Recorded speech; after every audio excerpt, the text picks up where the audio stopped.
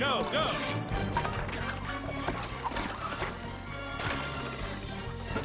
Reverse. Gas. Music. Stop. Yes! Oh my God! What is up, my fellow gig workers and side hustle enthusiasts? Your one and only Mad Dasher here, and today we're discussing multi-apping. Now, I'm going to be going over my experience with multi-apping. I'm not going to go over what I think is the absolute best thing you can do because I haven't exactly tried every single app yet. There's Deliver That, Grubhub, Spark, there's a bunch of other apps that I haven't used personally. So I'm going to explain what I do with multi-apping and how I do it so that you have a better idea of multi-apping from my perspective. Is this the number one way to do it? I can't say that for sure. That always depends on your market. It depends on how you dash. It depends on how long you dash, when you dash, the days you dash. There's a lot of factors that come into play when you decide on how you're going to dash and which apps you're going to be using. This is the best thing that I've found for my market currently. I'm doing a lot of other experimental stuff. I'm trying to figure out the best combo of apps during the year, during summer, during winter, whatever. I'm going to lay it out for me so that I know which apps to use and when to use them. So take it with a grain of salt, but people have been asking what I personally do, so I'm going to share it with you. I personally use 3 apps. I use Instacart, Uber Eats, and Doordash. I used to use Doordash, primarily only Doordash. I have since moved over to primarily using Instacart and Uber Eats. Now, the one that I use the most, Uber Eats. Now, the reason being is because I don't feel as trapped with Uber Eats and Instacart.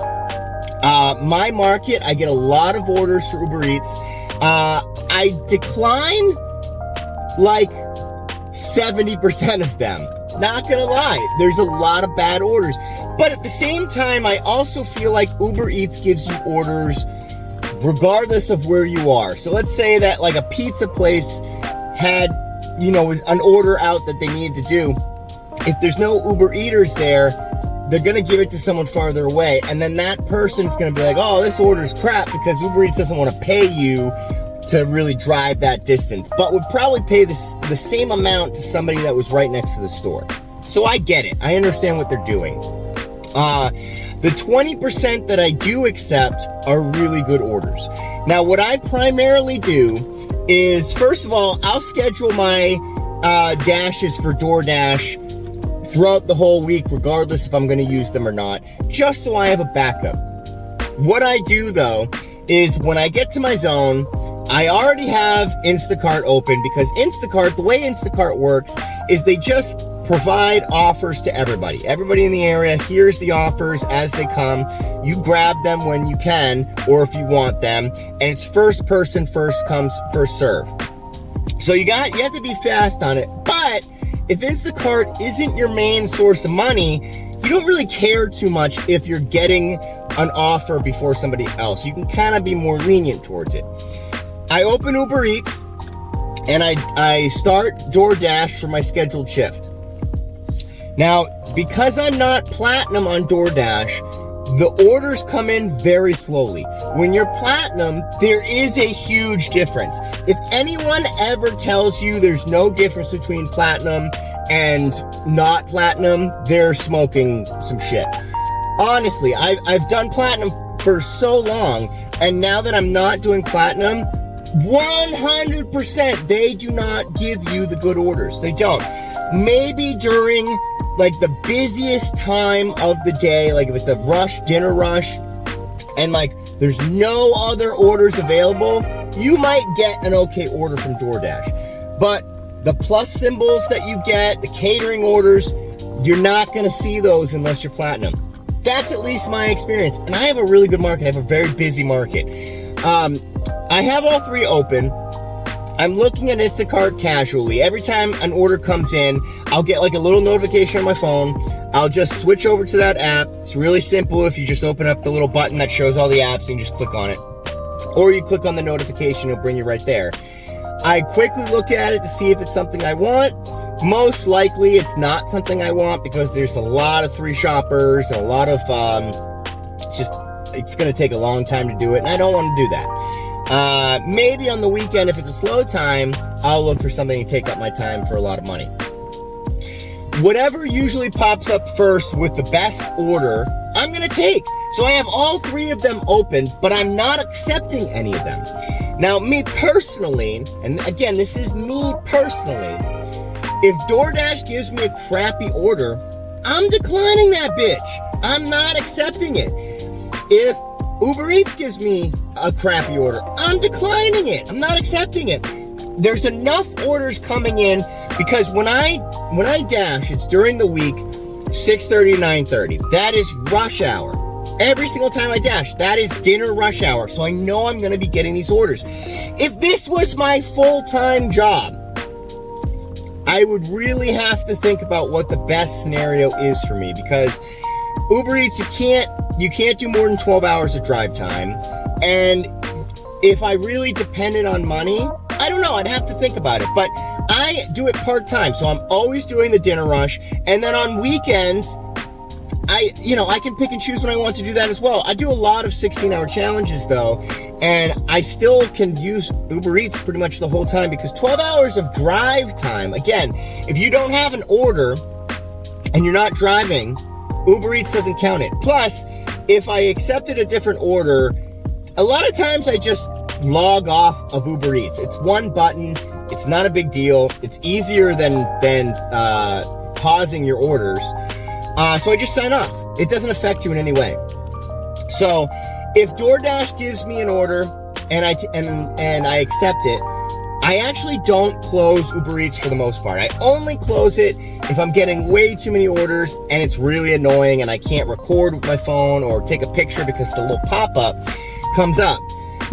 When you have Uber Eats on the side, so whatever app I usually have DoorDash open as my main app, because you don't need to have Instacart open, because you're just you're not accepting orders, you're taking orders from them. So that can just be on the side. I have DoorDash open, and Uber Eats, when they give an order, it actually pops up over DoorDash. So I don't have to switch over to Uber Eats. It's just a pop-up. They have this overlay. I don't know if it's a setting that you have to choose or a setting that you can turn off, but I leave it on because what happens is it just pops up the box over whatever you're looking at, and you can accept your decline right from there. And if you accept it, it will then bring you to the app. So I don't close Uber Eats. The only thing that matters is DoorDash. DoorDash, if you accept an Uber Eats or you accept an Instacart, you do want to go over to the settings of DoorDash and pause your dash.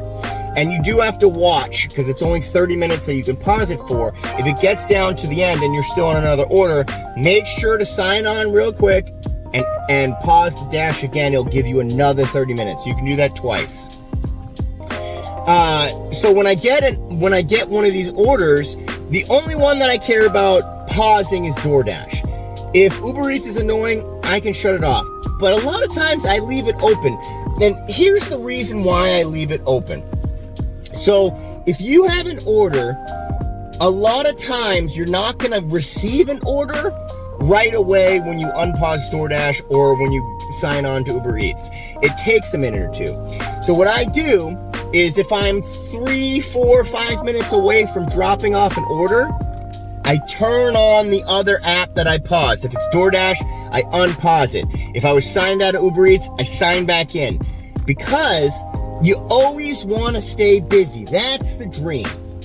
Regardless of getting good orders, regardless of $2 per mile, I primarily calculate my time as more important than the wear and tear on my car. Either way, I'm putting wear and tear on my car. I don't think it's a significant difference if I'm really shaving off a mile or two here or there. That's my personal opinion. I want to make as much money in I want to make as much money in the time that I have allotted. I don't want to be sitting around doing nothing. So what I do is, if I see an order come through, most likely on Uber Eats, if I see an order that comes through and I'm 5 minutes away from dropping it off, if that's a banger, I'm taking it. That way, as soon as I'm done dropping off that order, and here's the thing, you don't get hit on going the wrong way from to the restaurant. Sometimes you'll have that thing being like, oh, it looks like you're going the wrong direction. But it doesn't do that in the first 5 minutes because they think you're turning around or you're finishing what you're doing. It doesn't go against you. But the point is as soon as I drop that order off, I'm already on another order.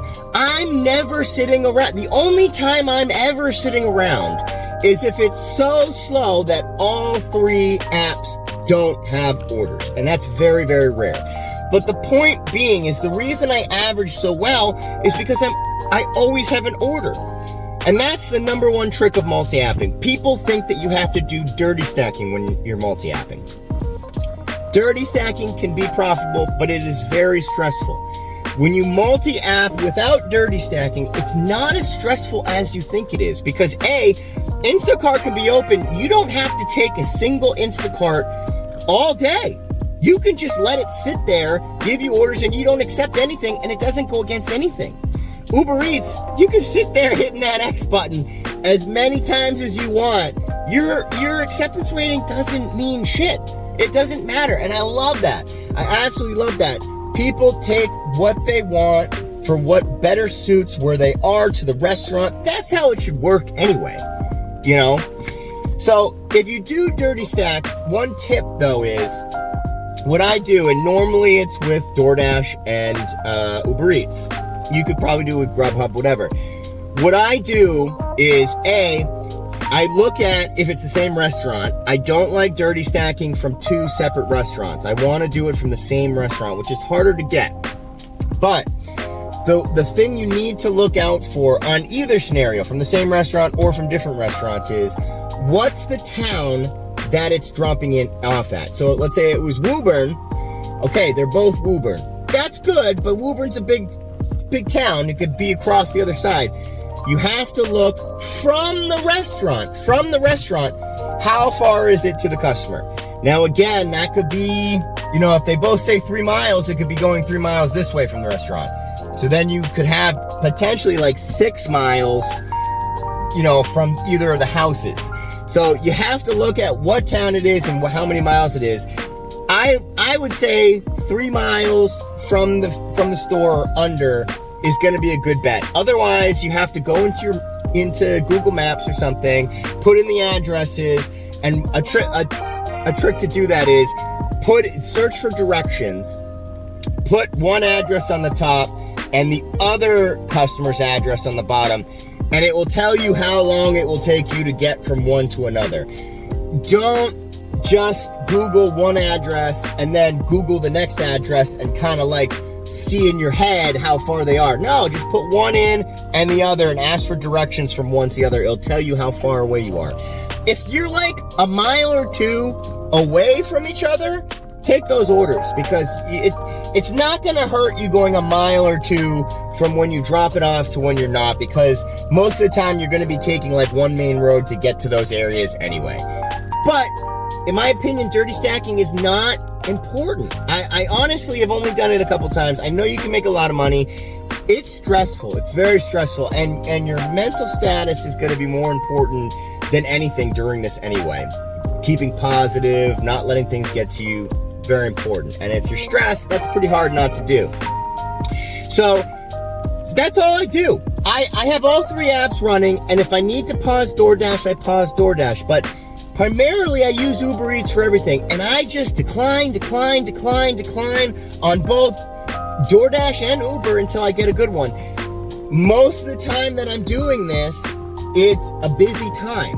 So I know that when I decline these, I'm gonna get another order quickly. So if I'm waiting 5 minutes or more, I will then bite the bullet on something that I think is not the best order, but I'm still going to make money, and it's not going to take me that long. Again, the time for me is more important. So if I see a 10-mile order, but it's all highway, and it's priced high enough, I'm going to take that because I calculate how long it's going to take me to do. If it takes me out of my zone, etc. But if it's also out of your zone and you're able to accept orders in that zone, again, Uber Eats, you don't have to be scheduled for a zone. That's the best part about Uber Eats, is that when you get to the next zone and you need to get back to the zone if you were door dashing, Uber Eats, a lot of times, I'll be getting a ton of orders from Uber Eats. I'll start driving back to my zone, unless I already have an order already, but I'll start driving back to my zone and I'll look for orders that have the town name in that order. I don't really care about the miles when it comes to accepting an order going back to your zone, because I'm going to be driving those miles anyway. So I don't care about how many miles it is. It could be $7 going 11 miles. I'm still going to take it because now I'm getting $7 to go back to somewhere that I was already going to be going back towards anyway. But the dream is that on my way to drop off that order, I was already looking for orders with the town that I have. So even if I have to come back a little bit for the pickup of the restaurant, I'll still accept it before I drop it off because I'm planning ahead to being paid to go back to my zone. When it's slow, the reason I like the Instacart combo is that Uber Eats and DoorDash give me order after order after order after order during very busy times. So I'm not worried about busy times, which is breakfast, lunch, and dinner. I'm worried about the in-between, so like the 3 o'clock to the 4:30-ish. That's actually a really good time for Instacart because people that do Instacart are usually ordering before lunch, before dinner, before whatever they're planning on doing, which ends up being during those slow times. So when it's slow on Uber Eats and DoorDash, I have Instacart, and I'm assuming this might be the same for Spark too. You could open up one of those apps and have something available for you during those slow times. Plus, when you use 3 different apps, the chances of you getting an order are significantly higher than if you run one app. Is Platinum on DoorDash really good? Yes, it is. My only thing is that I struggle with the 100 deliveries in that 30 days. Because when you use 3 apps, you can't focus so highly on one app. So it made it hard for me to continue to use Platinum. I do like Platinum. I think that if I ever had an opportunity to make $600 or $700 in a day, I think I'd need to get my Platinum back and then do a full shift of using that with Platinum. Might be possible. I'd have to get lucky with catering orders and stuff. But as far as just using Uber Eats and Instacart primarily, I average $30 plus an hour in my market. So it's hard for me to sacrifice to go back to DoorDash Platinum just for the Dash Now when technically I don't need it. So again, it varies on your market. You got to do what's good for you. I am not telling anyone to not use DoorDash Platinum or to use these 3 apps. I'm only explaining what works for me. The area that I dash in has a set of highways going this way right next to the mall where I usually am just driving right there. And then another set of highways going north or south. So we have Route 3 and then we have 95. And then there's another highway not too far away from there. But both of those 4-way sections are right there. So it makes it easy to get to surrounding towns, and the surrounding towns are really wealthy, or 70% of the towns are really wealthy. So what makes it better is that a lot of times you're not going to order food in the town you live in. You're going to order from the town next to you or 2 towns away from you. So these wealthy places are ordering from that area because there's a ton of restaurants there. And it's easier to accept an order that might be 7, 8, 9, 10, 11, 12 miles or more because I can just hit the highway right there and it will take me less time. And highway mile uses less gas, etc. This is what works for me. I don't know what your experiences are. You can voice your experience with me in the comments. I am working on setting up lives so that we can have discussions like this during my live and we can talk about it in more depth. I have to wait for my microphone. I just ordered a new microphone. I'm buying a whole bunch of toys so we can set up lives and do some cool shots and everything. That's my explanation. Let me know what you guys think in the comments below. I hope this answered some questions that you guys were having. I have been getting a lot of those questions from both TikTok and YouTube. So hopefully it helps a little bit. I'll see you in the next one. Mad Dasher out.